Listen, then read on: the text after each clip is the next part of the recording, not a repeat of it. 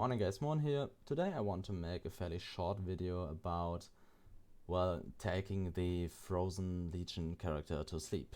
Because I did start playing a new character and we won't progress much further on this one. I have stagnated with the upgrades, and the next upgrades would have been like jewels for 100 divines and stuff like that. And I didn't feel like farming that on this character because I either didn't want to play this character so far with the pace it has and stuff like that, and because I just didn't feel like the upgrades are worth it.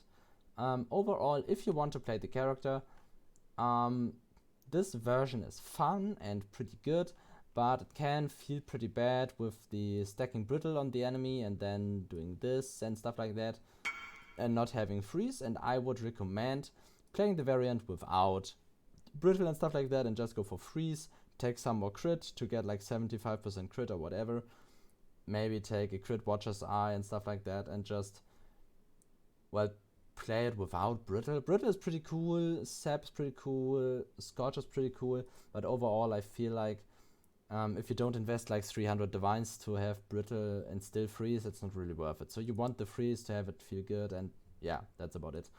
Overall, the character felt really nice for playing, but sometimes it was just very wonky when the bosses just jumped away and you put your legions and the overlaps don't work. So I thought about putting Awakened Area in the main link so the overlap is much bigger, which can work, and the damage is pretty damn great on the character. Like, we can hit like 12 million average hit or something like that when we get our overlaps. But the investment for that kind of damage is like a little too high, I'd say. And even though we have like,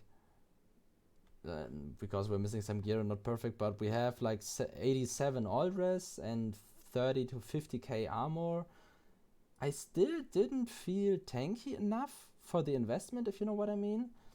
Like, I still died here and there for no reason. We made level 97 fairly easy, but after that it kind of stagnated as well. So I didn't like that the character wasn't really progressing further in the way I wanted him to, because the scaling just isn't there without the attack speed. The attack speed scaling axis is so strong that, like, even with cooldown reduction you can't really make it up. And yeah, that's about what I had to say about the character today. Like, if you want to play it, it is a great character. It is really fun. You feel like a Cyclone character though, because you still use the shockwave for clearing and then just execute bosses with the Frozen Legion. It is pretty damn fun for farming, and for Exarch farming it can be really cool and fun, and you have seen this stuff. It can do like all the bigger bosses, but struggles with the Ubers, like the Ubers, and yeah.